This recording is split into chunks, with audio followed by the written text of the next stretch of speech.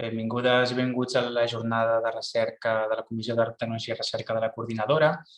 Arribem a la cinquena edició d'aquesta jornada, si no dic malament, però amb la peculiaritat que aquesta serà la primera en format virtual.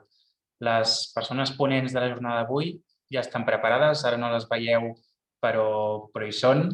Us puc assegurar que hi són i aprofito per donar-vos algunes indicacions, que per altra banda són les de sempre. Aquesta jornada s'està gravant.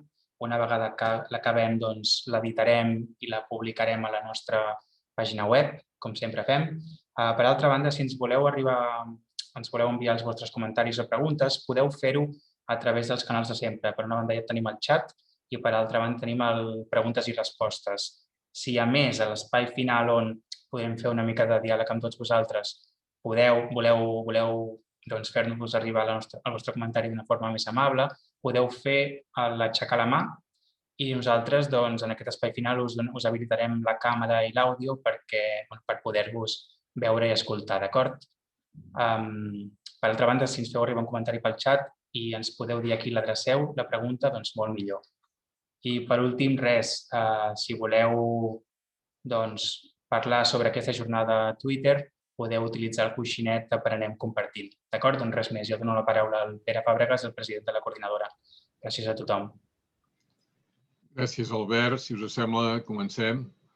Bé, en primer lloc, jo us voldria agrair que us hagueu connectat amb aquesta nova jornada de recerca que hem organitzat per circumstàncies sanitàries d'aquesta forma virtual i així també ens permet connectar amb gent arreu del món i tindre opinions més contrastades, més diferents. Agrair als ponents la feina que han fet per preparar les seves intervencions i que ens hagin fet confiança per intervindre en aquest acte. Com sabeu, les fundacions són importants a Catalunya, són molt tradicionals, tenim fundacions associades a la coordinadora amb més de 500 anys d'antiguitat, però també en tenim de molt modernes. Les fundacions de Catalunya, més de la meitat estan fetes en els darrers 20 anys, el qual demostra que hi ha una gran tradició i a la vegada una gran modernitat. És un sector molt important en el país, representem aproximadament el 2,5% de l'ocupació de Catalunya, amb 90.000 empleats, el 7% del voluntariat de Catalunya, més de 40.000 voluntaris. Una tercera part del sector sanitari de Catalunya està en fundacions, ara que és tan transcendent. Més de la meitat del sector social de Catalunya està en fundacions. En definitiva, és aproximadament un 1,5% del valor afegit brut, és a dir, de l'economia catalana està treballant des de fundacions que estan en tots els sectors i estan sobretot al territori i totes les comarques de Catalunya hi ha fundacions. No és només un efecte de Barcelona, sinó que està escampat per sobre tot el país. La coordinadora, per una altra banda, la coneixeu, és una entitat de segon nivell que agrupa fundacions a Catalunya i que ha tingut un gran creixement en aquests darrers anys. Tenim fundacions de tots tipus, també escampades pel territori. Estem organitzats en 5 comissions que realment permeten a les fundacions que es dediquen més o menys a la mateixa activitat compartir coneixements, fer networking, conèixer persones, veure quins són els problemes que els afecten, etc. Les comissions són d'educació, d'àmbit social, tecnologia i recerca, cultura i salut. També hi ha l'Observatori de Fundacions que vam crear fa 2 o 3 anys i que es dedica a fer treballs de recerca per intentar definir, conèixer millor el sector fundacional del país. La Comissió de Tecnologia i Recerca, que és la que avui està darrere de l'organització d'aquest acte, va ser creada el 2014, té per tant 6 o 7 anys d'activitat, agrupa les fundacions que es dediquen a recerca i també a tecnologia. És una de les comissions més actives de la coordinadora, realment té una gran capacitat de generar activitats i de generar nous elements. Les fundacions de recerca sabeu que no són moltes en nombre, però sí que administren pressupostos importants i tenen un tarannà d'obertura internacional a nivell europeu, a nivell global, molt significatiu i, per tant, són molt importants per la construcció de l'estratègia de futur del país. La comissió és el que amb les seves inquietuds ha ideat i organitzat aquest acte d'avui, comptant, com sempre, amb el suport logístic dels serveis de la coordinadora. El nostre agraïment a tots i totes per la feina i feina ben feta. L'acte més important que organitza la Comissió de Recerca i Tecnologia és la jornada de recerca, que va començar el 2015 i que aquesta d'ara, d'avui, és la 5a jornada de recerca a la que se'ns han inscrit més de 60 persones. El tema d'avui sabeu que és l'aprofitament del talent català a l'estranger i com millorar el sector de la tecnologia i la recerca. És conegut que estem en un moment de reflexió, no només amb el tema de la recerca, sinó en tots els temes, degut a l'impacte de la Covid-19 i també a la crisi econòmica que ens porta a un escenari d'una gran complexitat, amb unes conseqüències socials encara difícils d'avaluar totalment, però difícils d'avaluar i d'administrar, no? Que afecten clarament a la pobresa, a la cohesió social, a la competitivitat del país, etc. Hem de decidir en aquest context quin país volem construir després, quan tot això, per sortir-ne i que tot això hagi passat. Si volem un país basat, com ha estat en els últims anys o en les últimes dècades, en el turisme i el sector immobiliari, o volem un país amb una indústria forta, un sector tecnològic potent, amb capacitats de disseny i d'innovació que permeti generar ocupació de qualitat i tindre un clar posicionament exportador en el context global. Si apostem per aquest model, per aquest segon model, llavors és evident que encara és més necessari, és més troncal, és imprescindible una recerca, un sector recerca basat en l'excel·lència, en capacitat de traure talent tant català com internacional, però una recerca que disposi dels recursos necessaris. Tots coneixeu que la despesa que s'està fent en relació al PIB en el cas de Catalunya és una mica millor que la mitja espanyola, estaríem sobre l'1,50 en relació al PIB, Espanya està sobre l'1,25, grans números, però Europa està al 2,20. D'alguna manera, aquí hi ha un tema molt important i és que quan va vindre la crisi del 2008-2009, Europa va seguir creixent la despesa que feia en recerca. No va baixar ni un any, sempre va seguir creixent. En canvi, a Catalunya l'indicador es va ensorrar i encara ara no hem recuperat el nivell que teníem el 2009. Malgrat tot, amb els plans del Pacte per la Ciència i Innovació de l'actual ministre de Ciència i Innovació espanyol, sembla que es vol arribar al 2% el 2023, cosa que encara estarà per sota de la mitja europea. També necessitem instal·lacions importants, emblemàtiques, el supercomputador, el sincrotró, altres tipus d'instal·lacions i més fer-les servir, que siguin realment riques i plenes en aquest sentit d'activitat. Necessitem una recerca que no faci només papers. També necessitem una recerca que sigui recerca, però també tingui la seva vessant d'innovació, spin-offs, patents, col·laboració universitat-empresa, etc. Necessitem modernitzar les universitats, sobretot el sistema de governança. Necessitem empreses catalanes grans, que estirin. Aquest és un problema tradicional que ha tingut durant sempre Catalunya de fer empreses grans. Necessitem ambient propici a les empreses i a la innovació, que sigui capaç d'atraure inversions internacionals. Això realment és complex, doncs sabeu que l'informe aquest del Banc Mundial, del Doing Business, ens situa Espanya com el país 97 entre 190 països en quant a les facilitats que es donen per començar un negoci, i això, evidentment, no ajuda.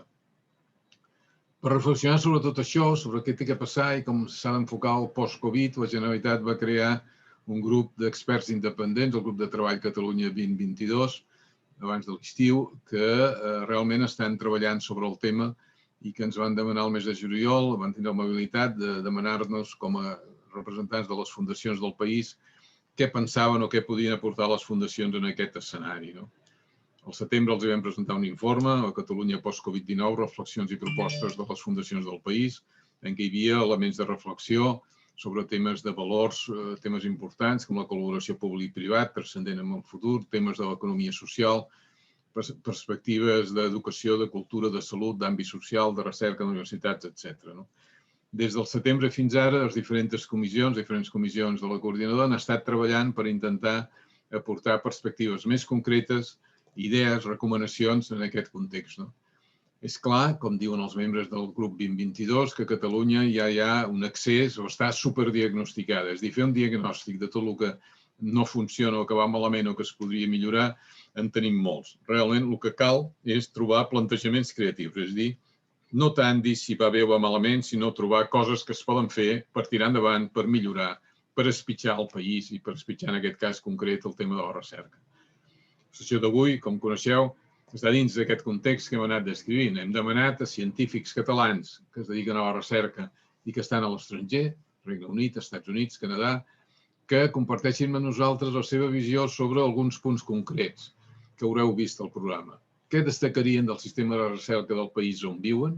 què canviarien del sistema de recerca d'aquí, català, per fer-ho més atractiu i competitiu a nivell internacional? Quines condicions s'haurien de donar per tornar a Catalunya, per tornar ells a treballar, a fer recerca a Catalunya, la seva activitat científica i a desenvolupar un treball productiu? En definitiva, l'objectiu d'avui és compartir elements i experiències que permetin aportar un gra de sorra a la millora del sistema de recerca de Catalunya. Moltes gràcies. Si us sembla, comencem. Maria Targa, per favor. Sí, hola. Hola, bona tarda. Maria és la que farà de moderadora, coordinadora del debat. Gràcies, Maria. Endavant. Gràcies, Pere. Bé, com ha comentat el president, la Comissió de Tecnologia i de Recerca creu fermament que la tecnologia i la recerca són claus per a definir aquest futur, aquest model de futur de país. Ho ha comentat amb el tema del Covid, que cada vegada fa més patent la necessitat d'utilitzar el coneixement i la recerca al servei d'aquest nou futur. I bé, des de la comissió el que fem és, una de les preocupacions que tenim és seguir els debats d'aquest futur de Catalunya i col·locar la recerca i la tecnologia en el mig d'aquest disseny de futur, com una força important i transformadora de la societat i de l'economia. Llavors, a part de fer networking entre nosaltres, com ha dit el Pere, uns membres de la Comissió de Recerca i de Tecnologia, també volem apropar els experts que tenen molt a dir de com serà el futur de Catalunya i quin paper ha de jugar la recerca i la tecnologia. De fet, l'any passat, a finals de l'any passat, vam fer un cafè en què vam convidar els diferents policy makers que han estat treballant amb la llei de la ciència de Catalunya, per una banda, i el Pacte Nacional per la Societat i el Coneixement. Doncs bé, en el moment en què, durant aquest cafè, ens van explicar que cada un dels ponents què pensaven que tenia que ser la recerca, i els membres de la comissió en la reunió posterior van dir que seria bo potser complementar aquesta visió que havíem donat en el cafè de recerca anterior en la jornada per tal d'aportar una mirada des de l'exterior fresca, personal, per part d'investigadors catalans que estan a l'estranger i que d'alguna manera aporten una mirada fresca sobre el sistema de recerca en els que estan immersos. Ha comentat el Pere que tindrem avui investigadors que estan a Estats Units, a Canadà i a Regne Unit. Doncs d'una manera espontània aporten una mirada personal per tal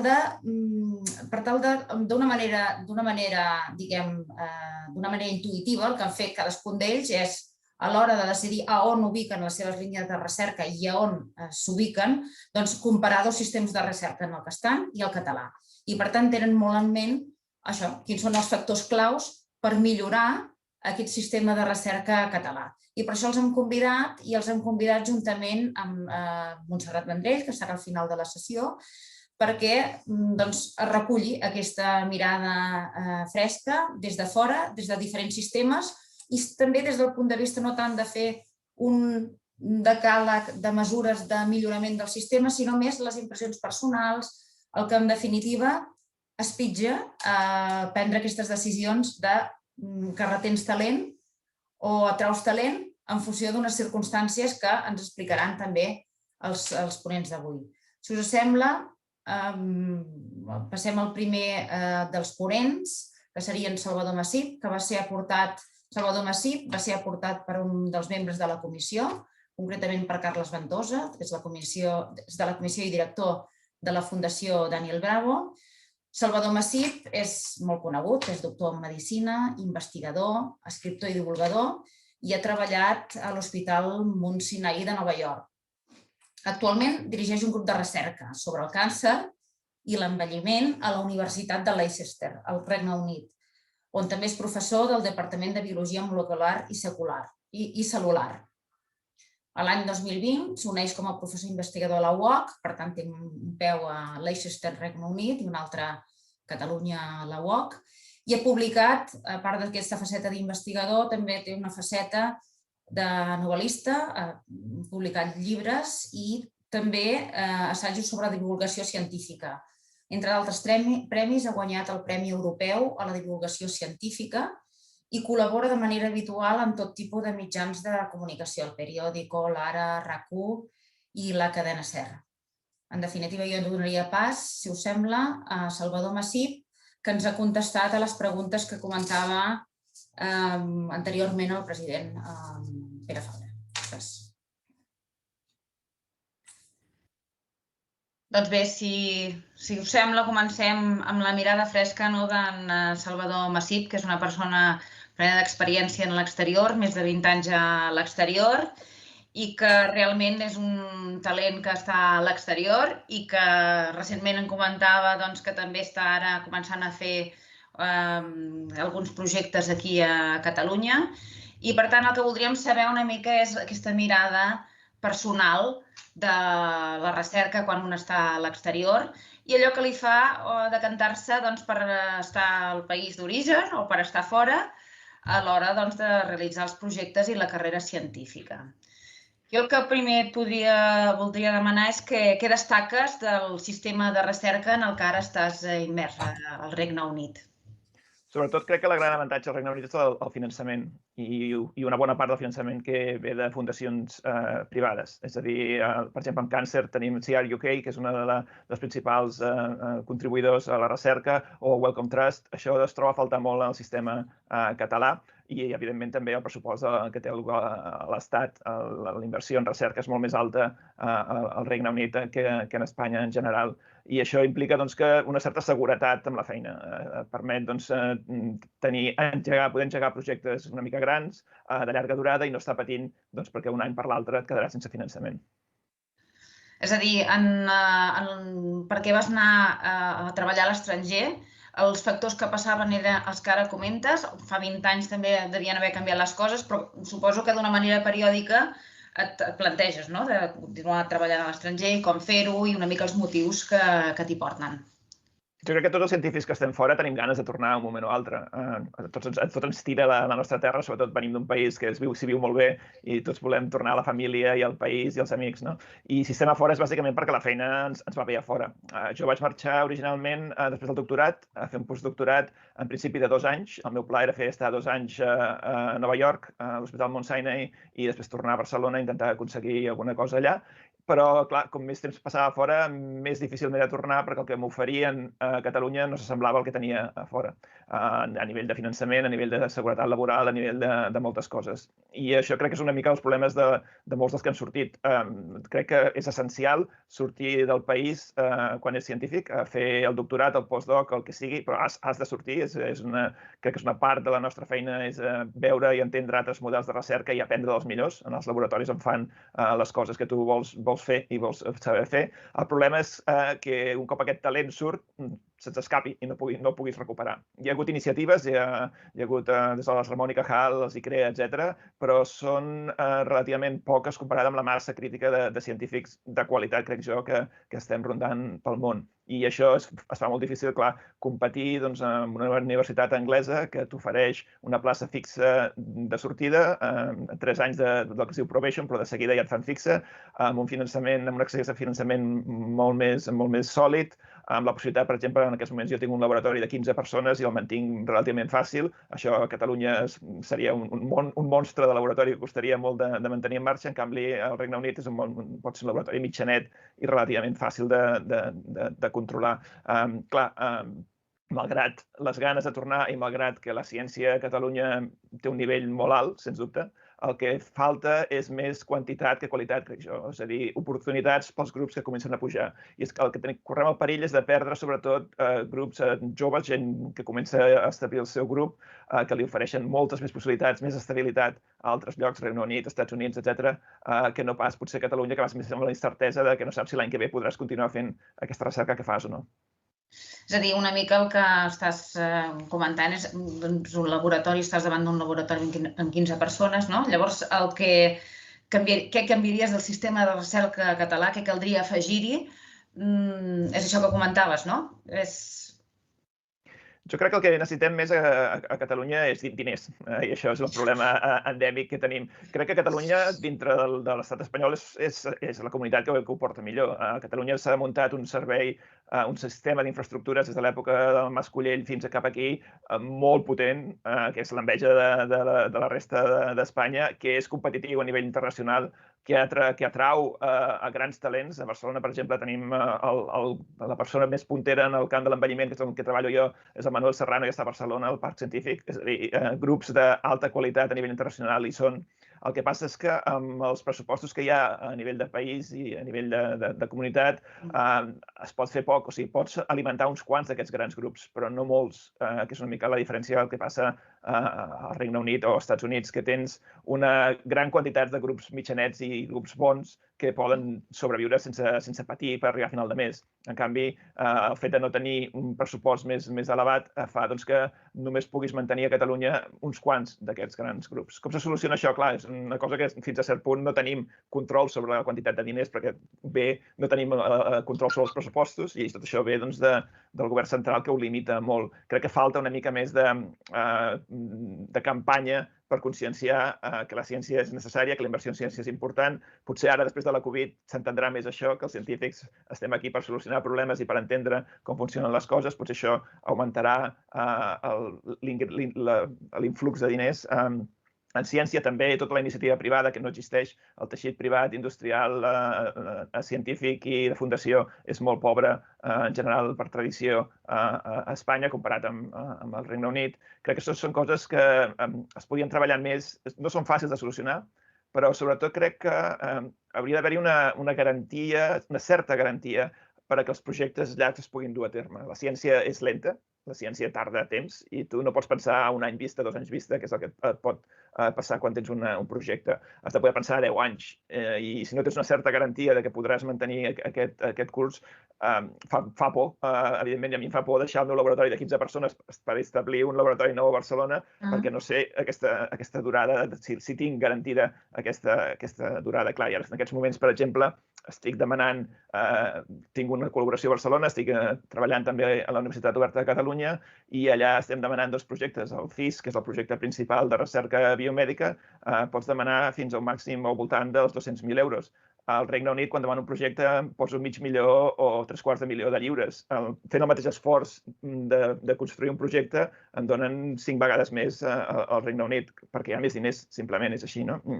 Crec que això és la part que és més difícil, però és la part que afavoriria més el retorn del talent i el mantenir el talent i atraure fins i tot talent, no necessàriament local, sinó de molts més països, més talent a Catalunya. Cal més finançació, cal més inversió.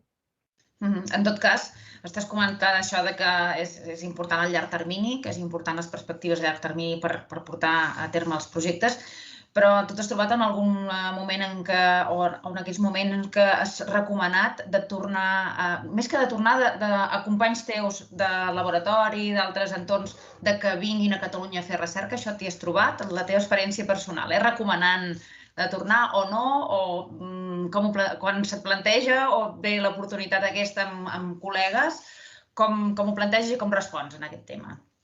Jo he recomanat molt anar a Catalunya a les etapes més júniors, diguéssim, de la carrera científica. És a dir, fer el doctorat o fer el primer postdoc o així, perquè a Catalunya, com dèiem, hi ha un gran nivell científic, hi ha una qualitat immensa, i si pots entrar en un d'aquests grups punters, pots fer un doctorat o un postdoctorat fabulós en molts camps de la biomedicina. El que veig més complicat és establir-te com a investigador independent, perquè aquest investigador júnior no és senzill. O sigui, malgrat aquestes iniciatives com la Ramon i Cajal, que va començar amb molt bones intencions, i després de la generació, si més no la meva generació, que som els primers que la vam patir, es va veure que tenia molts defectes importants i era molt difícil establir un grup en aquelles condicions. Crec que aquest és el pas que em costaria més recomanar a algú que anés a establir-se com a investigador independent a Barcelona, per exemple, a Catalunya.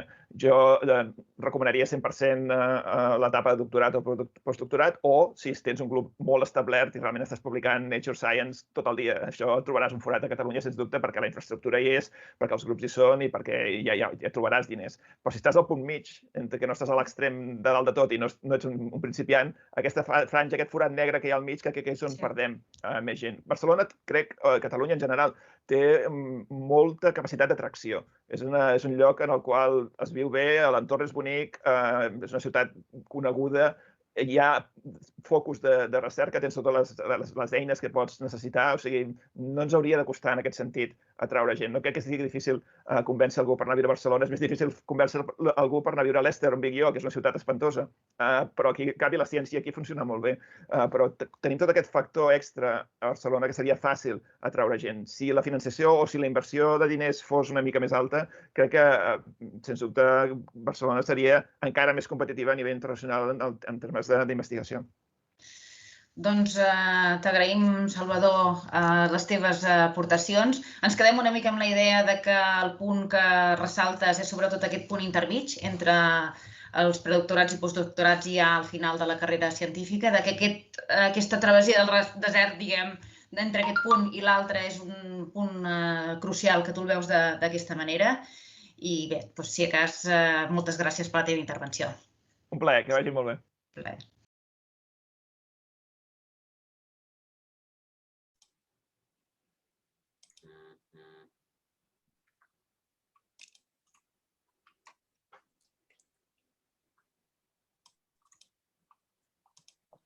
María, I think estás muteada.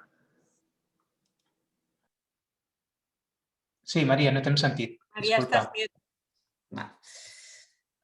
Hola, Alicia, bona tarda. Hola, què tal, Maria? Perfecte. Ara et sento. La propera convidada és Alicia Atzerà. Va venir proposada per Joan Llull, que és membre de la comissió i director del MUF. Alicia Atzerà és investigadora sènior, especialitzada en economia laboral i demogràfica, i actualment és professora d'economia a la Branchtown School of Public and Economic Affairs, a New Jersey, Estats Units.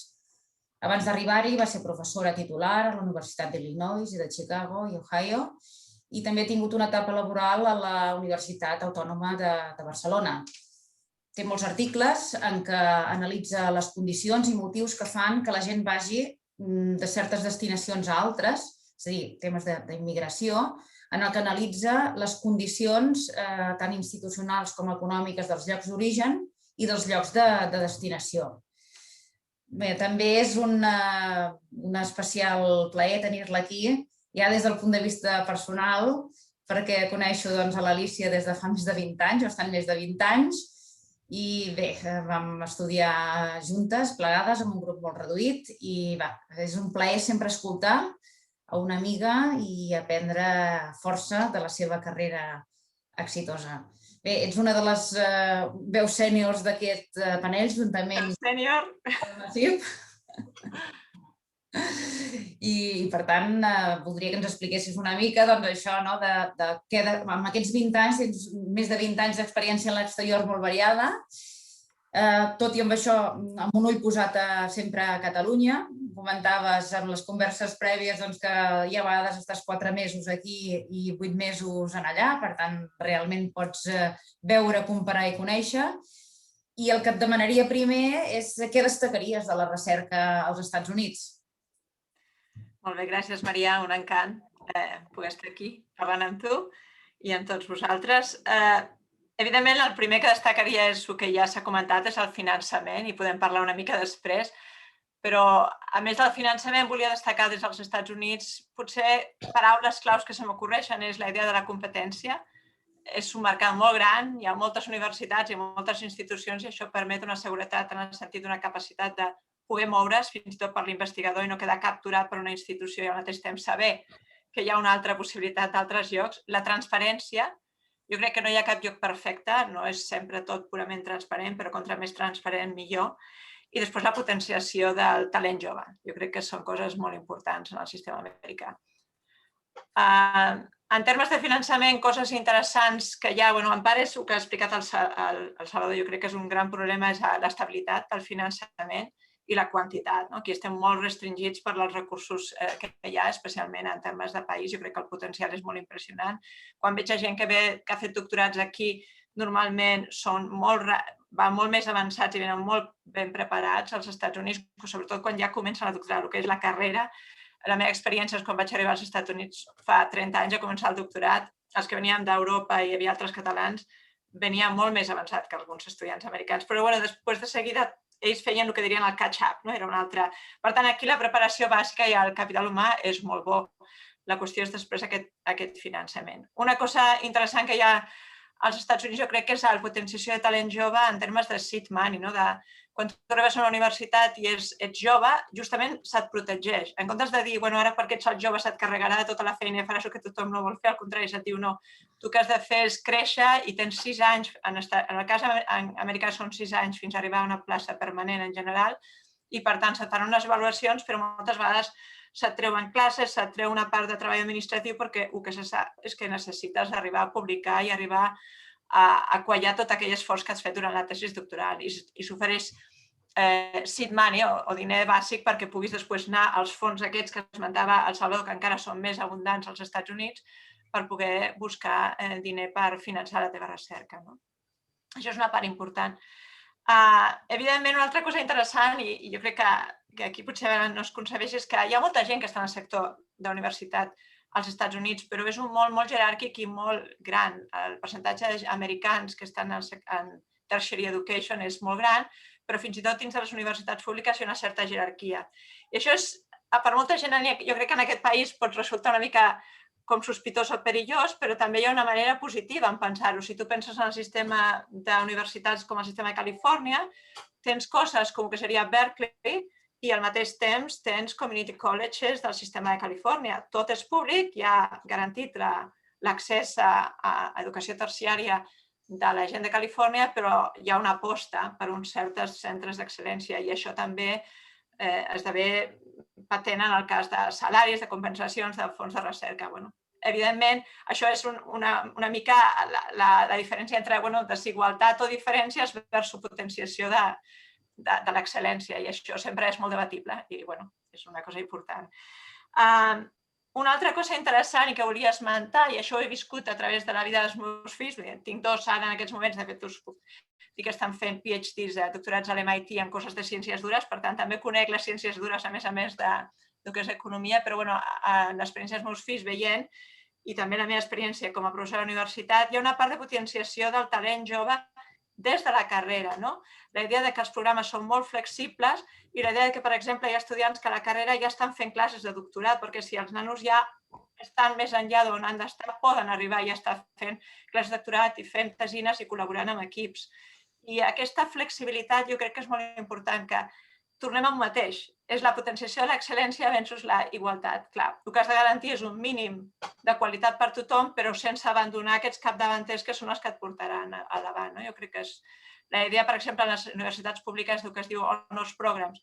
Jo crec que aquí a la Politècnica comença, per exemple, tinc fills d'amics que estan en aquests programes especials que fan matemàtiques, en física, en computer. Tot això ja és, jo crec que és on veig bons punts d'abans en aquest sentit. Llavors, més o menys has anat desgranant una mica quins eren els motius d'anar a treballar a l'estranger, que són una mica aquests punts que comentes. I, en tot cas, també comentaves la conversa prèvia que teníem, era la ciència i una mica la perspectiva de gènere, és a dir, la perspectiva de gènere i la carrera científica en aquest context d'atracció i retenció del talent per part dels instituts de recerca i les entitats de recerca i entitats de tecnologia.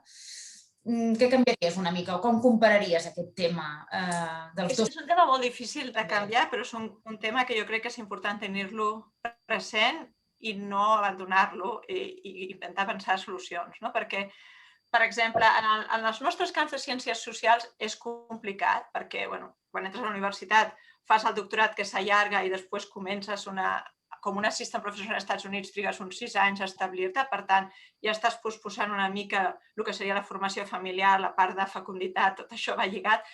Però, per exemple, en les ciències com biologia, en què normalment després tens un postdoc i això encara s'allarga més, el que tu observes és que a poc el percentatge de dones que es va mantenint va desapareixent. I no necessàriament això vol dir que sigui talent menor. Jo entre una de les classes que dono, per exemple, d'estudiants graduats, faig una classe sobre dones i economia i entre molts temes parlo justament de la diferència en els STEM fields, en el que són els camps de ciències. i és bastant impressionant veure com és aquesta desaparició. Curiosament, ara és una cosa que s'hauria de compensar molt, perquè si un pensa que la fecunditat és menor, la gent dedica molts menys anys a criança de fills i al mateix temps l'expectativa de vida és més gran i laboral més gran, això hauria de pensar que la quantitat de recursos femenins que s'estan perdent són molt grans i hauria d'haver-hi molta més conscienciació. Jo crec que donar més flexibilitat, justament alliberar potser a la gent amb nens petits en el sentit de la part administrativa per potenciar, és una cosa que s'ha de tenir en compte i les universitats americanes, per molts grans defectes que tenen altres coses, en això s'estan posant les piles, perquè s'estan donant compte que és un recurs important a no oblidar. És la meitat de la població que hauríem de... Això sí. D'acord, i també en les converses anteriors havies comentat entre els canvis que canviaries en el sistema català de recerca, que caldria afegir-hi, tractaves temes d'internacionalització o en general, que és el que canviaries. Jo crec que un problema molt important que tenim, tornem a allò dels diners. Quan jo veig, per exemple, que un laboratori s'ha de muntar als Estats Units per fer un assistant professor, que seria el que és una entrada, es posen $1 milió, $1,5 milions, només la universitat per muntar el laboratori, com una mena de començament perquè el professor baixi a les grans fundacions i a les entitats per començar a buscar recursos. Clar, això no existeix aquí com ho muntem, clar. Això és una qüestió de si hi ha alguna manera de conscienciar una mica el que tant el senyor Fàbregas com el Salvador deien d'intentar augmentar el pressupost. L'altra cosa és l'estabilitat. Jo crec que s'ha millorat, i li comentava a la Maria, crec que comparant amb el que ha passat, que ho passava abans i ara han millorat moltes coses, hi ha totes aquestes coses de més transparència. Jo, per exemple, he estat en algunes seleccions de programes de Serra Hunter i similars, jo crec que això està molt bé i dona més transparència, però els joves no tenen estabilitat i això és bastant important. Per aquesta part, intentar donar molta més estabilitat. I després, potser la idea, una mica com que els suïssos fan, que posen el diner a la IRC però el diner se'l posen ells, intentar donar transparència a el que és la selecció. Si ho posem una mica més lluny nostre, és una manera que potser ja sigui més clar a qui rep els diners i com se seleccionen aquests diners. I en termes d'internacionalització, jo crec que s'ha guanyat molt, una part via l'Erasmus, que això no existia quan jo vaig marxar fa 30 anys i ara tothom ha anat a algun lloc, en tots els recercadors, i això és bo perquè estic d'acord que la gent ha de veure altres institucions i ha de voltar una miqueta, però també potser internacionalitzar algunes d'aquestes coses més enllà de la Unió Europea. Una mica el problema que li veig a vegades, la crítica que veig a la Unió Europea és que hi ha molts recursos però té algunes inèrcies que porten artificialment a tenir grups perquè s'ha de tenir una gent de cada país i al final muntes uns grups que a vegades poden ser un bunyol, perquè necessites posar la persona d'aquest país i aquest altre país i a vegades no és òptim. O sigui que per una banda, clar, venim constrenyits per on hi ha el diner. Si el diner és això i ens fan muntar el projecte així, al final potser no estem dissenyant el projecte exactament com el volem perquè l'hem de dissenyar segons l'eina que tenim i això jo crec que és un problema important. I després la potenciació amb el sector privat. Hi ha dues coses pel sector privat. Una és que el sector privat, evidentment, amb millors sous, ens roba el talent de la universitat. Si tu ets un biòleg que acabes d'acabar i estàs pensant en un postdoc o ets una farmacèutica que t'ofereix un sou que són 3 vegades més del que podràs tenir, evidentment tindràs un sorting, una selecció de qui se t'ha d'anirà. I això s'ha de pensar en aquesta cosa. I després la sinergia de públic i privat una mica va lligat amb això mateix que es comentava del tamany de la indústria i de la possibilitat de permetre que hi hagi més flexibilitat entre privat i públic. Cosa, per exemple, als Estats Units, tu tens gent que està a Computer Science, que està anant i fa consultoria a Google o Apple al mateix temps que són professors i no hi ha cap tipus de problema. La idea, i això és mantens aquell talent a dins de la universitat encara que al mateix temps està fora. Clar, això també tornem al mateix. Va lligat amb aquesta idea de generar la diferència, que també hi ha aquesta tensió, és molt més europea. No estic defensant una cosa o una altra, estic explicant per què és diferent allà, en aquest sentit. Recomanaries a algun company de venir a fer recerca a Catalunya en aquestes alçades? Jo crec que sí. Jo crec que en termes de... Ho deia el Salvador, la formació és molt bona, els doctorats són de qualitat. En el meu camp, per exemple, en economia, hi ha 2 o 3 programes que són excel·lents. Jo vaig ser professora a l'Autònoma 2 anys, crec que el PhD que tenen allà és molt bo, a la Pompeu, la gent de l'IAE, a la UB s'està potenciant molt i també estan... Jo crec que totes les universitats, de fet, en economia en aquests moments, en el meu camp, hi ha gent molt bona i que estan publicant en top journals, o sigui, són gent que estan el problema és els recursos. Jo veig a molta gent molt bona que està tornant als Estats Units. I està tornant als Estats Units quan, per exemple, tenen 30 i pico, 40 anys, ja tenen criatures i desesperadament han de tornar perquè si no diuen és que aquí no sé com tindré un altre fill, no sé com em compraré una casa o no sé com. O sigui, aquest és el drama, no? Que tenim un talent i per tant, sí i no. Jo crec que el problema és l'estabilitat de projecte i continuïtat de projecte vital que aquí no existeix, com està donant. No? També, per altra banda, pot ser bottlenecks, pot ser que tenim masses joves, potser haver-hi un sorting, tenim massa gent que fa doctorats i no tothom ha d'acabar la carrera científica, però aleshores el sector privat ha de tenir una manera de rebre aquesta gent. Però sí, aquest és el gran problema de l'estabilitat dels joves. Doncs, Alícia, moltes gràcies per les teves reflexions, per les teves aportacions.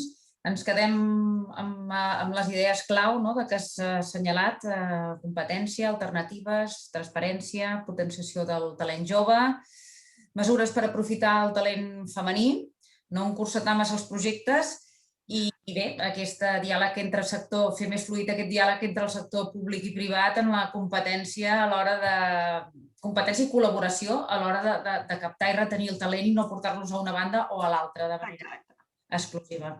Molt bé, Moltes Maria. gràcies, Alícia. Gràcies. Si us sembla, doncs, continuem amb la jornada i demanem a Pelayo García de Arquer que es connecti. Veig que estàs aquí. Hola, Pelayo. Bona tarda. Bona tarda a tothom. Bona tarda. En Pelayo García de Arquer ve de la mà de Dolors Mateu, que és membre de la Comissió de Recerca i gerent de l'ICFO. En Pelayo García Arquer, si em permeteu de presentar-lo, doncs va estudiar telecomunicacions i matemàtiques, és especialista en fotònica i actualment treballa a la Universitat de Toronto, on ha dedicat el seu treball postdoctoral a ampliar la seva investigació en el camp de l'energia neta. Pròximament s'incorpora a l'ICFO, on ja va realitzar el doctorat, i torna de nou com a membre del professorat i líder del NEST, un programa que busca reduir la petjada massiva de carboni i revertir l'escalfament global, és a dir, el canvi climàtic, en definitiva. Bé, si et sembla, doncs, Pelayo, si ens expliques una mica què destaques del sistema de recerca del Canadà on estàs, ens podries donar dues idees, dos tips? Sí, esclar, només diré, jo soc català d'adopció, doncs el meu català és una mica oxidat, así que contestaré en castellà les preguntas si no os importa. No hay ningún problema, fantástico, de acuerdo. Pues en relación a la pregunta que me haces, y bastante en línea con lo que han comentado los otros compañeros, el caso de Canadá es muy parecido al caso de Estados Unidos. Un aspecto que destacaría es los mecanismos que existen en la financiación y la plasticidad que existe para que puedas desarrollar una ciencia fundamental y llevarla hasta un punto aplicado. Es bastante fácil tener un grupo de un tamaño normal, mediano, de 10-15 personas, como ha dicho Salvador. Y existen mecanismos para, una vez que has desarrollado desde ciencia fundamental hasta más aplicada, transformarlo y revertirlo en la sociedad a través de colaboraciones con empresas o spin-offs. Un aspecto que me llama la atención comparado con otros sitios es la existencia de mecanismos que incentivan la inversión privada de una manera muy clara. Por ejemplo, existen mecanismos en los que cuando una empresa quiere invertir en innovación y en desarrollo, dadas ciertas condiciones, tanto la provincia, en este caso Ontario, como el Estado, Canadá, pueden llegar a duplicar esta inversión. Por ejemplo, si una empresa invierte $200,000 en un proyecto durante un año, pues Ontario pondría otros 200,000 y Canadá otros 200,000. Entonces, esto es un mecanismo que atrae mucho a las empresas a invertir en investigación. Hay una cultura bastante establecida a este respecto. Otro aspecto que me gustaría destacar, y esto también va en línea con lo que han dicho los compañeros, es es la diferencia del sistema educativo, un poco. El sistema educativo, sin ser mejor ni peor necesariamente, pero tiene un enfoque más práctico y existen programas en los cuales los alumnos durante su carrera pueden tener una experiencia muy consolidada tanto en empresas como en grupos de investigación, de manera que cuando un estudiante acaba la carrera tiene un currículum bastante potente tanto para investigar como para la empresa y aparte tiene las ideas claras porque ha tenido experiencias que le permiten decidir lo que quiere hacer. En ese sentido, pues puede decidir hacer un doctorado o puede no decidir hacer un doctorado, pero lo hace en base a cierto conocimiento, no como en muchos casos que la gente pues, se deja un poco llevar pues, por las condiciones. Otro aspecto que me gustaría destacar es que yo creo que aquí la burocracia es un poco menos pesada que en según qué sitios del Estado español en general. Un caso concreto también es la atracción de talento en Norteamérica. Universidades pues, con más renombre, como puede ser en el caso de Canadá, la Universidad de Toronto, o en Estados Unidos, pues Berkeley o cualquier otro sitio de los tantos buenos que hay, es muy fácil para ellos atraer talento y en general mi impresión es que el talento internacional prefiere ir a Estados Unidos o si es asiático prefiere retornar a China que ir a Europa, por ejemplo.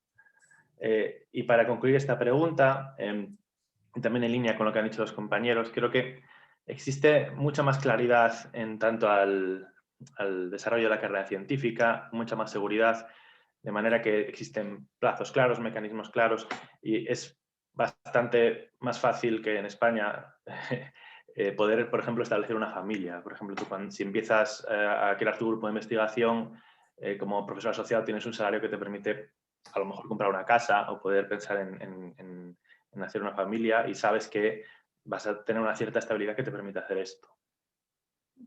Creo que no me he perdido ningún punto, pero sí. En todo caso, nos ha explicado con toda claridad, ¿no? Qué puntos destacarías. En todo caso, cuando tú decidiste, sin conocer tan profundamente el sistema de Canadá, bueno, ¿por qué te fuiste, ¿no? a trabajar, a buscar la línea de investigación en el extranjero? En ese momento que uno conoce el sistema de aquí y decide ir fuera, ¿no? Bueno, conociendo algunos aspectos, pero lo que le impulsa son unos motivos concretos. ¿Cuáles señalarías, Layo? Pues yo hice el doctorado en IFO, en Cataluña, y después del doctorado, pues, o sea, es bastante común ampliar tu conocimiento fuera de donde hayas estado, en el extranjero, intentar ir a los grupos mejores posibles. Yo, pues como tanta otra gente, apliqué a varios grupos de investigación, me topé con un grupo de los mejores en mi ámbito, de ciencia de materiales y energía renovable, y tuve la suerte de obtener una beca para venir aquí 2 años. Mi idea, como en el mismo caso que Salvador, mi idea era venir aquí 2 años, ya llevo 6 y ahora estoy para volver, pero esto también es importante, que los planes nunca son como realmente pasan después. ¿Y qué cambiarías del sistema catalán de investigación que sería necesario añadir? Aparte de lo que ya estás comentando, ¿añadirías algún otro punto? Me comentabas el sistema, ¿no? de investigación, cómo lo veías, el sistema masculino, ¿no? Me estabas comentando el otro día en la conversación que tuvimos. ¿Nos explicas un poco cómo lo ves? Yo creo que el caso catalán es un caso excepcional en el sentido que ha liderado un nuevo paradigma dentro del Estado español de investigación, como habíamos hablado, pues creado auspiciado por Mascoley en diferentes instituciones cerca, nuevos institutos, que ha sido realmente transformador para la sociedad científica y tecnológica y que ha sido copiado en otros sitios también. Desde mi punto de vista, sería importante no perder el espíritu transformador de aquellos momentos, recuperar los niveles de inversión de aquella época, mantenerlos sostenibles y aumentarlos, idealmente, como comentó Pera en la introducción, a niveles europeos. Estando bien estos mecanismos, quizá también sería bueno aprender de otros sitios. Yo, por lo que conozco en Europa, un aspecto muy interesante es una estructura de financiación que hay en Holanda, por ejemplo, que permite que, no como es el caso de Cataluña o España en el ámbito más general, que permite que grupos de investigación no se queden descolgados. Existen diferentes estratos de financiación, de manera que entre obtener una RC, por ejemplo, o un proyecto más pequeño, puedes tener varios volúmenes diferentes de inversión que te permitan hacer crecer tu grupo y no quedarte descolgado si por lo que sea pierdes acceso a una gran de estas más grandes.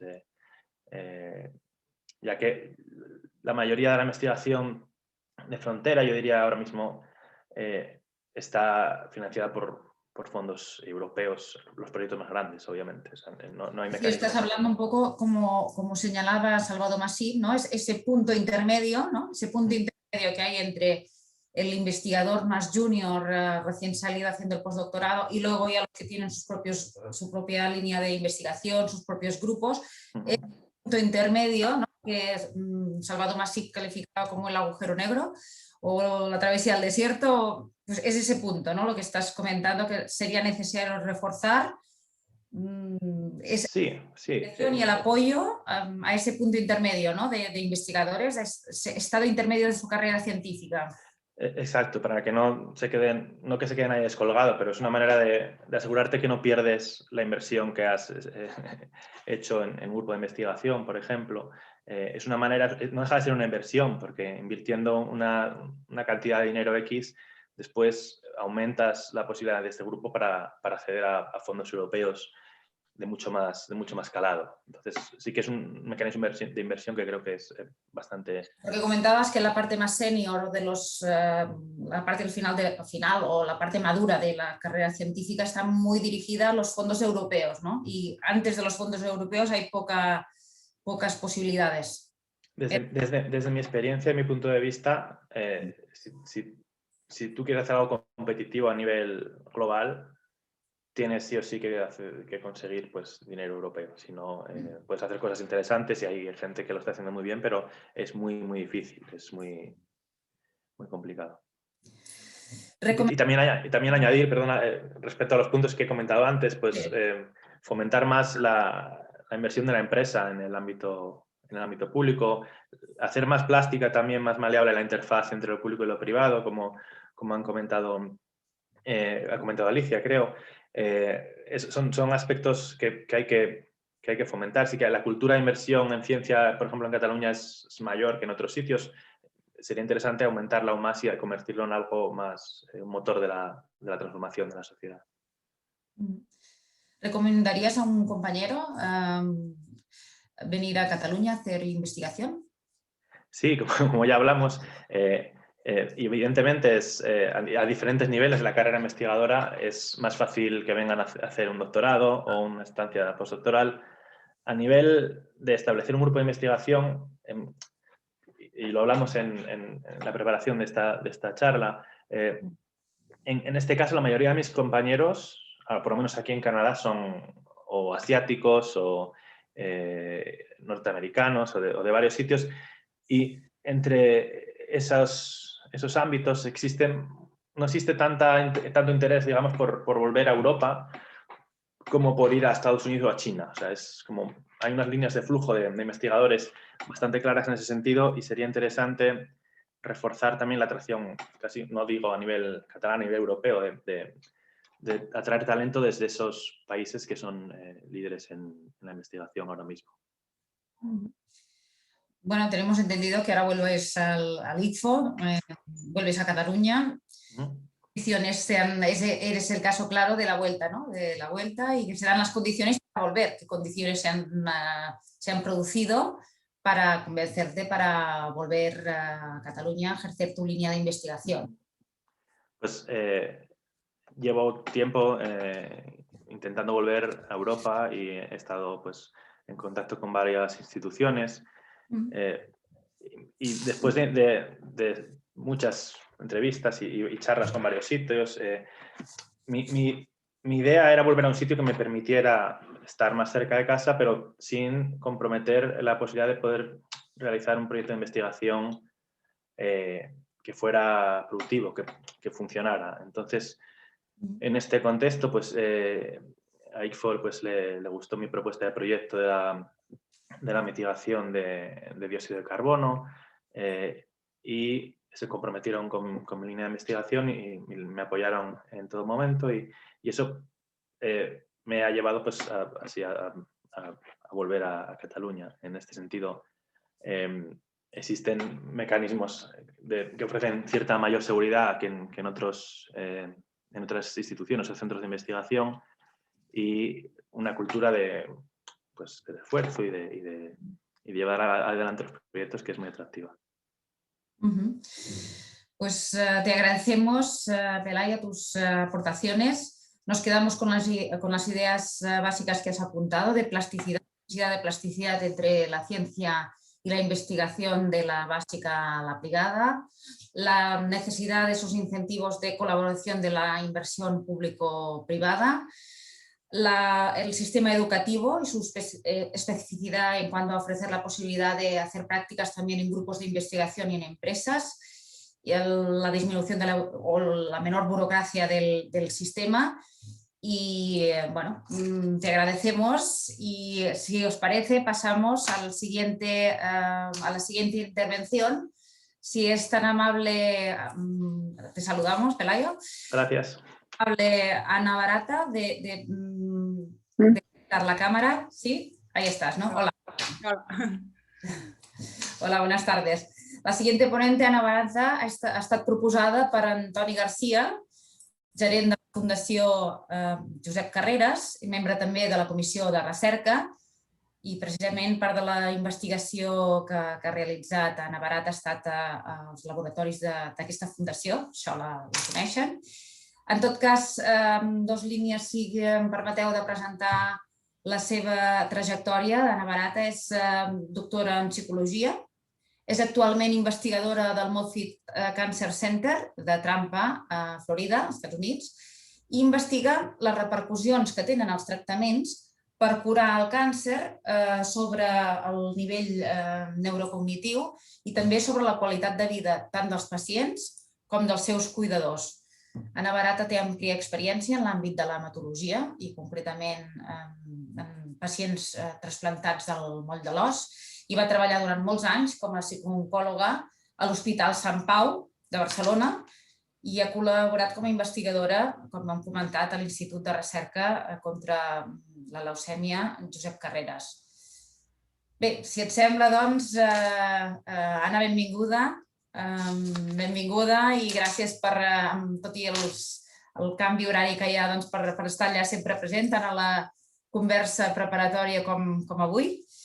I et volíem preguntar què destacaries del sistema de recerca que coneixes ara de primera mà, ara que estàs al Moffitt Center als Estats Units, què destacaries? Gràcies, Maria, per la introducció i gràcies a tots per la possibilitat de poder participar. Em fa molta il·lusió.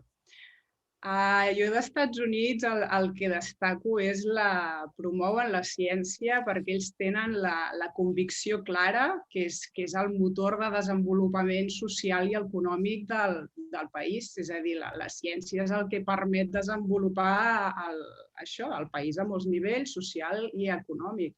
Per tant, ells el que prioritzen és tot el que és el donar facilitats i prioritzar les aptituds al treball, l'entrega al treball, l'interès, la motivació i, en molts casos, deixant inclús a nivell secundari tot el que és el tema de titulacions. Però és a dir, el que valoren molt és l'entrega i l'aptitud del treball.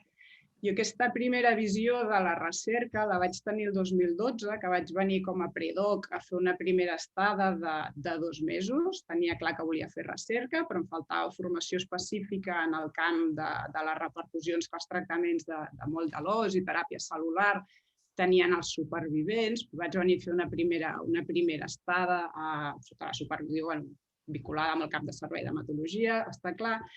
Però només en 2 mesos i sense experiència aquí als Estats Units ja em van oferir formar-me. A nivell de formació interna a l'hospital, formació externa a nivell de recursos, de conferències i de seminars i de tot, i a més van oferir la figura de la mentora. És a dir, precisament, en la conversa que en teníem, un dels motius precisament que vas anar a treballar a l'estranger precisament radicava aquí, radicava en la figura del mentor. Ens podries explicar una mica la importància de la figura del mentor a l'hora de decidir anar-te'n a fora i ara la teva experiència ja un cop ja han passat un cert temps? Sí, la plantejo perquè per mi ha sigut clar, és a dir, ha sigut la possibilitat de trobar-te amb una persona a nivell setmanal que dirigeix, que orienta, que resol dubtes amb una freqüència setmanal, fa que l'aprenentatge i l'evolució dels projectes i el treball sigui molt més efectiu. Llavors, a mi en aquest cas em va marcar molt. Després explicaré la relació a partir, això comença el 2012, però va ser un dels moments claus en quant a la meva carrera com a recerca. Després torno en aquest punt, però abans també comentaves coses que destacaria als Estats Units. Allí s'ha parlat dels pressupostos. Jo parlava una mica que els pressupostos per mi responen també a com es viu la ciència aquí, és a dir, el capital de la ciència per moure el país.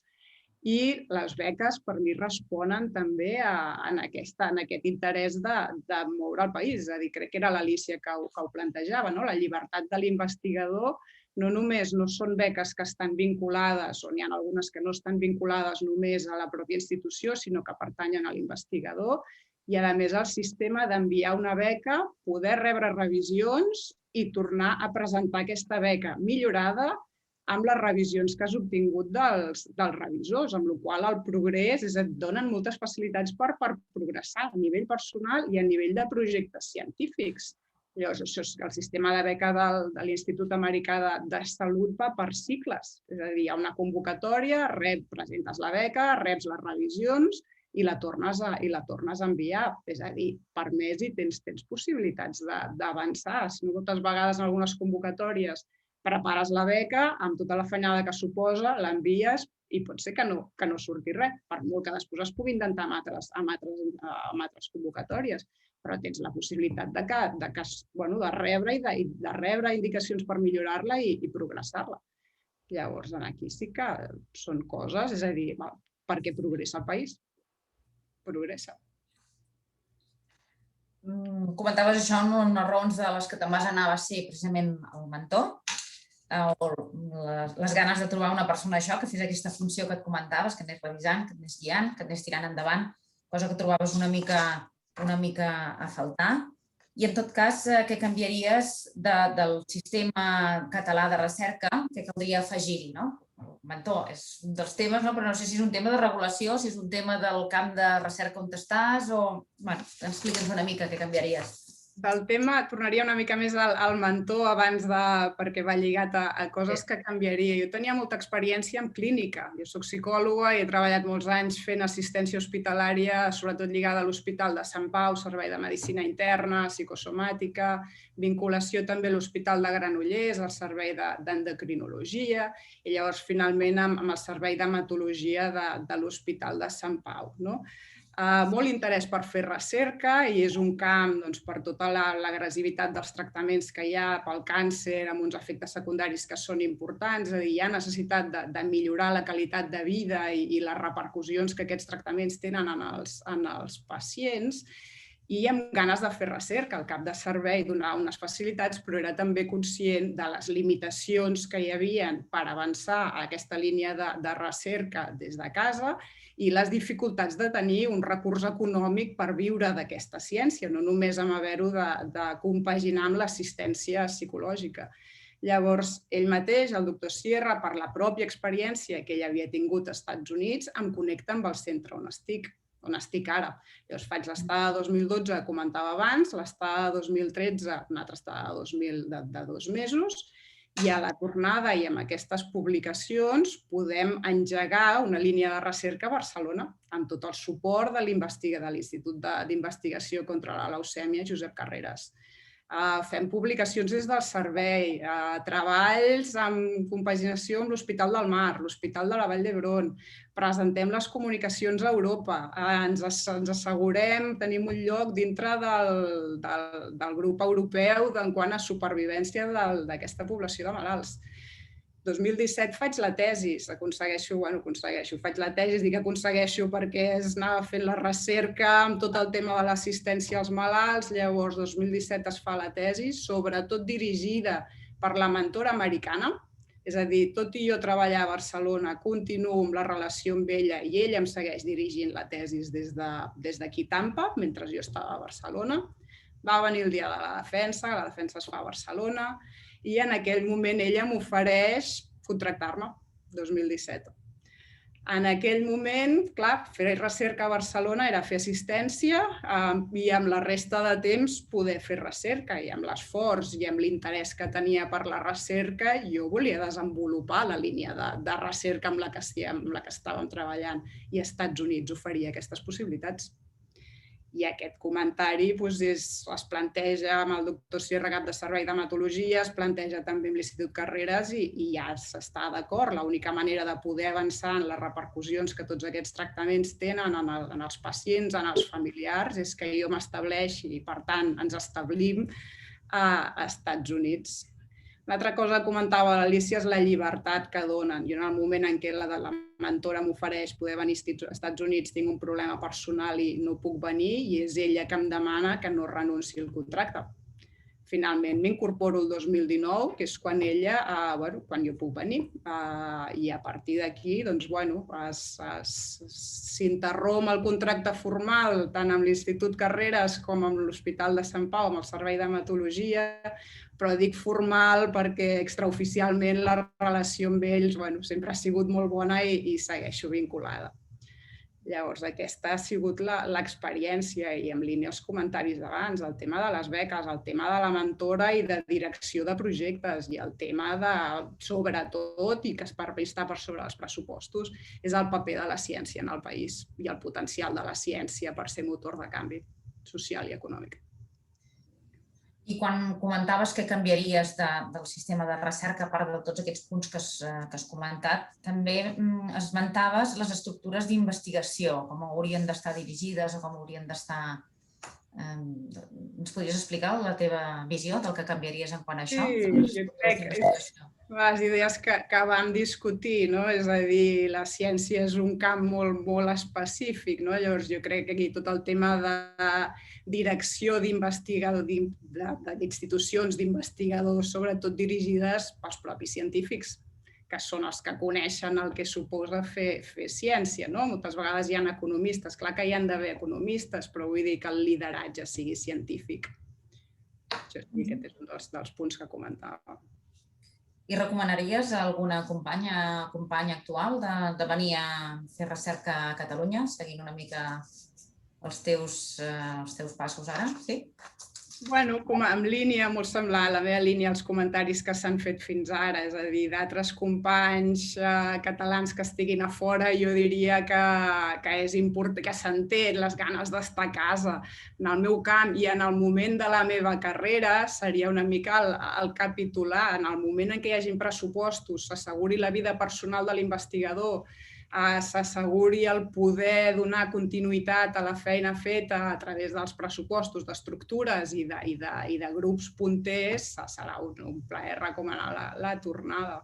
Sí, però s'han de condicionar, això sí. Doncs moltes gràcies, Anna, per les teves aportacions. Ens quedem amb aquests punts claus de que aprecies molt en el sistema els valors i la motivació i l'entrega com a valors fonamentals del sistema de recerca, el paper dels mentors, que tiren endavant les línies de recerca dels investigadors, i el sistema de beques, aquest sistema de beques que possibilita la millora interna del projecte que es presenta a través de la introducció de les reviews, i també aquesta flexibilitat i llibertat a l'hora de desenvolupar la carrera. Moltes gràcies, Anna. I si us sembla, doncs seguim amb la jornada i seguim amb si és tan amable, la senyora Montserrat Vendrell, de connectar-se. Aquí estic. Hola, bona tarda. Bona tarda, gràcies. Doncs, si em permeteu, Montserrat Vendrell, de donar dos pinzellades sobre la seva trajectòria.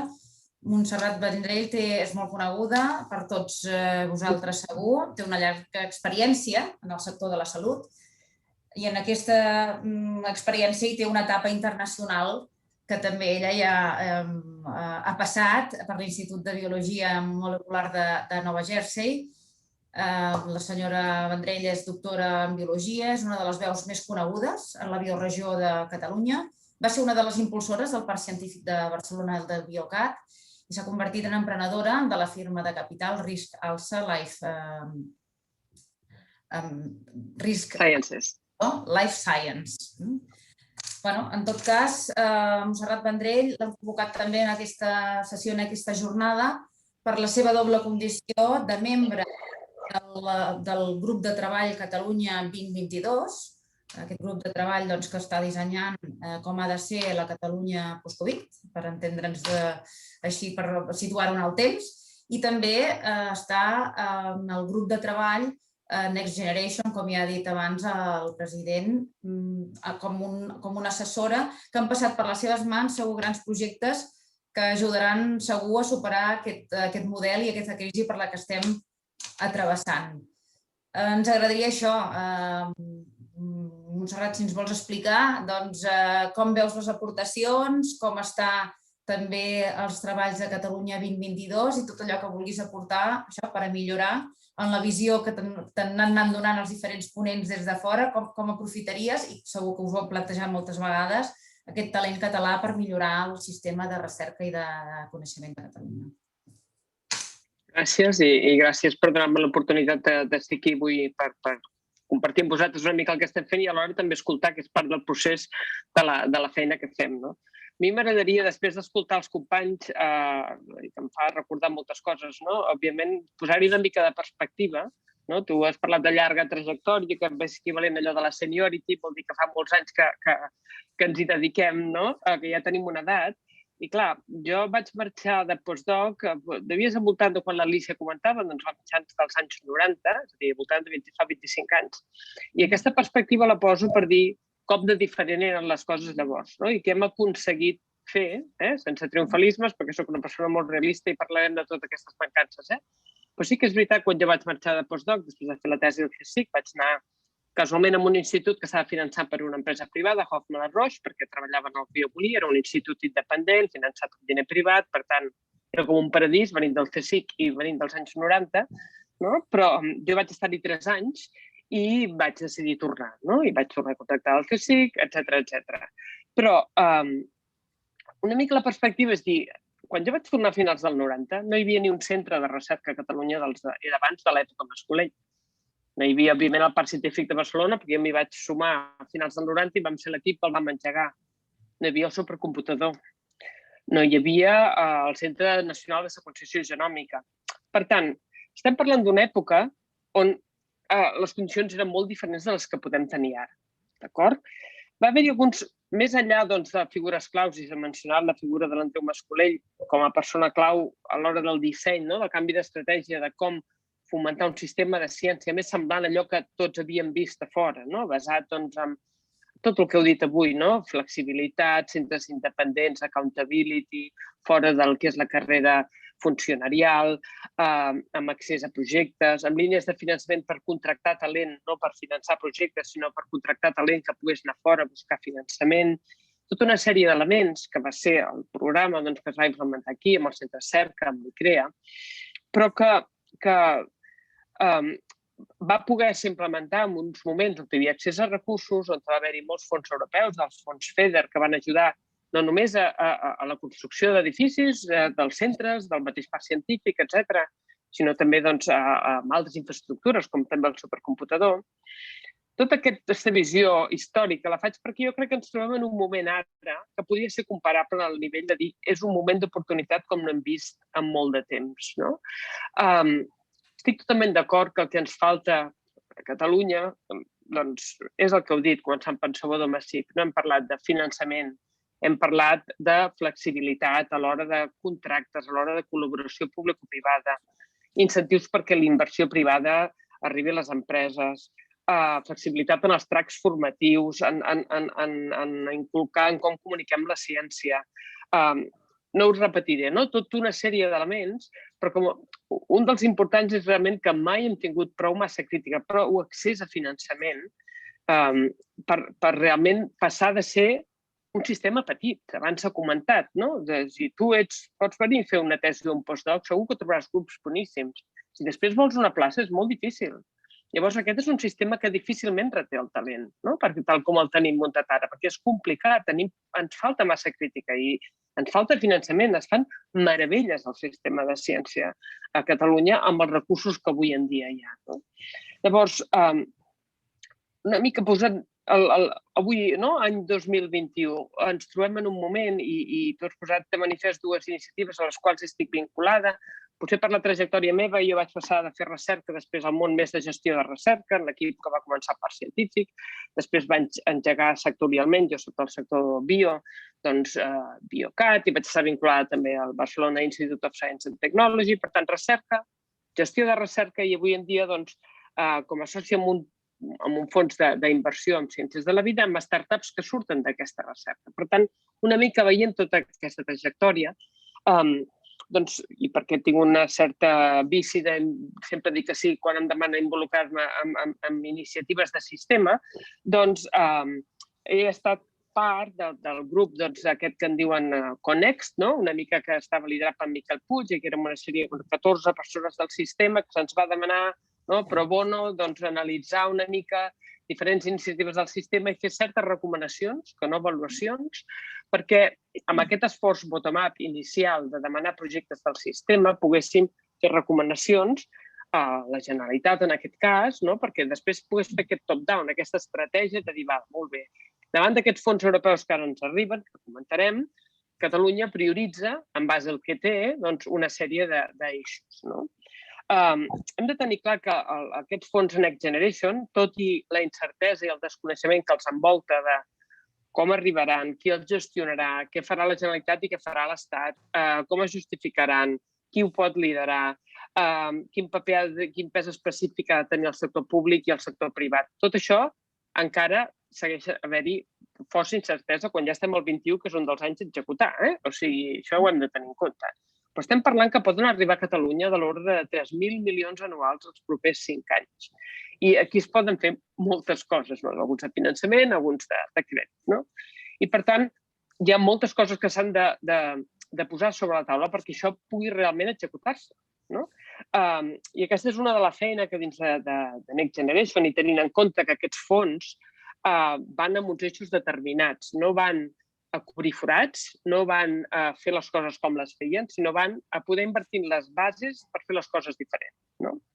I això ha d'estar clar.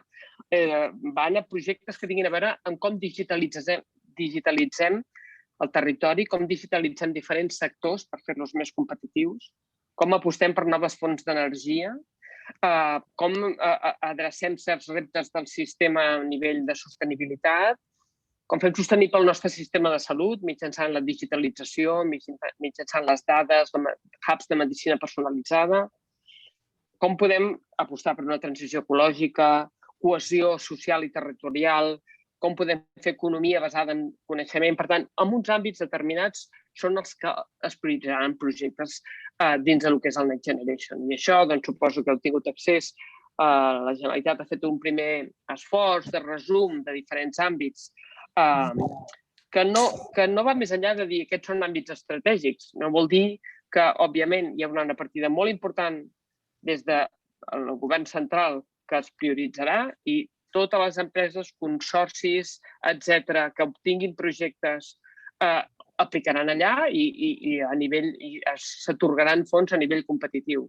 Se suposa que hi haurà una partida que suposo que anirà a percentatge percentatge poblacional que representa Catalunya, que serien aquests 3.000 milions, que vindrien a Catalunya, i la Generalitat ja decidirà com atorgarà aquests fons en aquests grans projectes. Però, diguéssim, ens trobem davant d'una oportunitat única per, també en un moment de crisi únic, que fa repensar com fem les coses. Però bé, tenim els ingredients per poder-ho fer.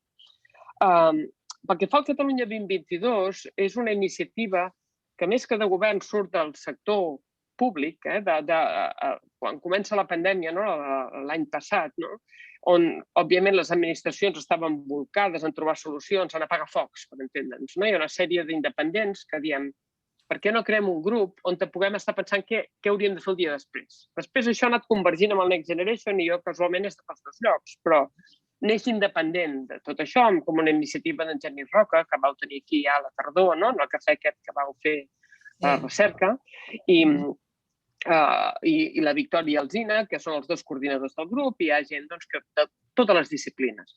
Llavors, aquí el que s'està treballant, tot i que això va néixer com un grup que va anar a presentar aquesta proposta i el president Torra en el seu moment va dir que us faig l'encàrrec perquè feu un document del Catalunya 2022, que ara ja és demà passat això, però és a dir, després de que hàgim una mica tapat forats, com hem de construir la Catalunya del futur. I, òbviament, té molt a veure amb tot el del Next Generation, perquè d'aquí vindran fons per fer, no? I, per tant, ha d'haver-hi una certa convergència. El que hem estat treballant com a Catalunya 2022, i la idea era sempre treballem de cara a un futur govern, perquè sabem que ja sabíem l'any passat que hi hauria eleccions, no?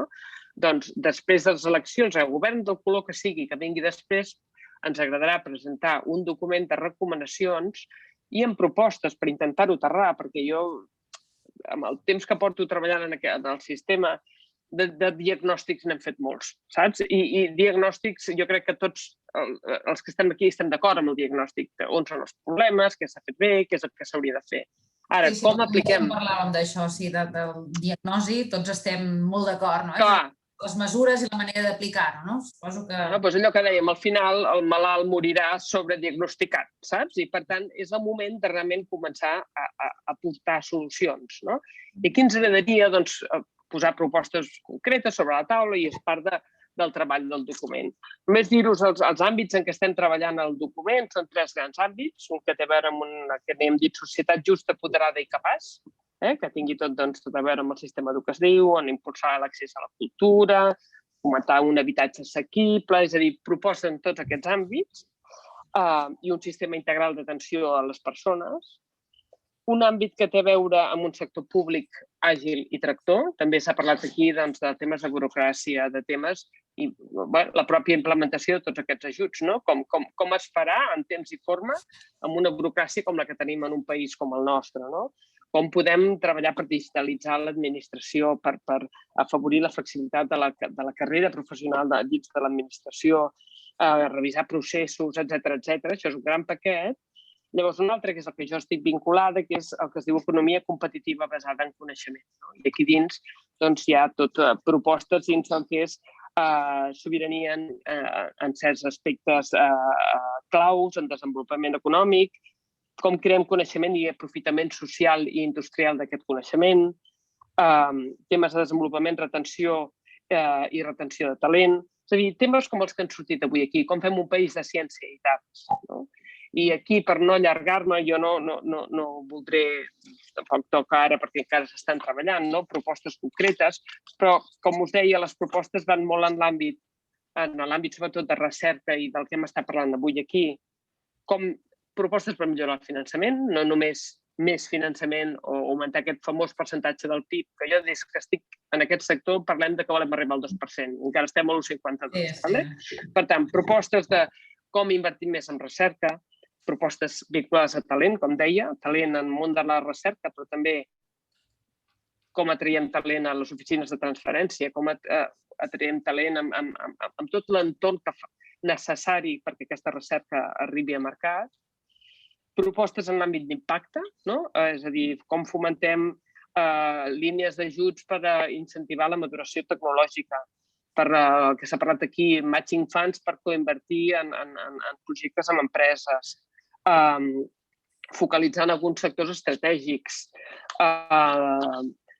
Hi ha tota una part de mercat de ciència que en diríem, és a dir, projectes sobre la compra pública innovadora, per exemple, projectes de com hospitals podien ser una palanca per validar tecnologies, per ajudar a fer proves de concepte, programes d'incentius fiscals, fons que puguin invertir en etapes molt inicials per fer aquest bridge que hi ha des de la recerca fins que puguin invertir fons més professionals amb un altre perfil de risc. I tot un gran paquet de cultura i de cultura de la ciència i d'ensenyament, de la ciència i l'emprenedoria, com ensenyem o com comuniquem els hàbits i les actituds emprenedores des de l'escola, temes de gènere, de com fem arribar el tema d'STEM a les dones, com fem difusió de coneixement científic a través de diferents mitjans. Per tant, aquests serien els capítols que com deia, estem tots d'acord perquè jo crec que els tenim tots molt ben identificats i el que estem fent és aterrar-ho en propostes concretes i estaré més que encantada que qualsevol dels que esteu aquí com a ponents o com a oients que em vulgueu fer arribar iniciatives. Ja en vam rebre moltes de vosaltres, de la coordinadora de fundacions al seu moment, però aquest és un procés obert i cíclic i, per tant, encantada de rebre idees. Doncs agraïm, Montserrat, perquè veiem que realment des del coneixement, des de dins, captes absolutament totes les propostes o totes les línies que s'han apuntat pels diferents ponents, per les diferents experiències de catalans que estan fent les seves línies de recerca en l'exterior i les relaciones, i això és una gran sort de tenir algú que les pugui relacionar amb les propostes que arrenquen dels programes o dels esquemes de futur que s'estan dibuixant ara aquí a Catalunya. Realment, tu ho has comentat, que estem en un moment d'una oportunitat única, en un moment únic de crisi també. Les crisis serveixen per això, per posar les coses, per plantejar-les i per transmetre aquestes noves propostes que veiem que és una persona que realment has escoltat els ponents anteriors i ara jo el que faria és, si us sembla, que tots els diferents investigadors i ponents que han participat obrin micròfon i càmera, i també Albert Fornés, per si hi ha, del punt de vista del públic, si hi ha alguna pregunta en el xat pendent per obrir el que seria ja el debat. Deixem uns moments perquè es vagin connectant. Jo diria, Maria, amb el temps que tenim, i per no allargar-nos massa més del previst, que sí, que si algú ens vol fer arribar algun comentari o pregunta, doncs el plantegem, però perquè tampoc ens allarguéssim en accés. I a la Montserrat Vendrell li volia preguntar que si realment hi ha persones que ens estan escoltant i que tenen aquestes propostes concretes per tal d'ajudar-vos al grup 2022, com poden canalitzar aquestes propostes? A través teu? Teniu el meu correu? Sí, a través del meu correu, sí. D'acord, doncs en aquest correu posterior que sempre acabem fent a la gent que s'ha connectat amb nosaltres, doncs també el facilitarem, si et sembla bé. Magnífic, sí, gràcies. Molt bé.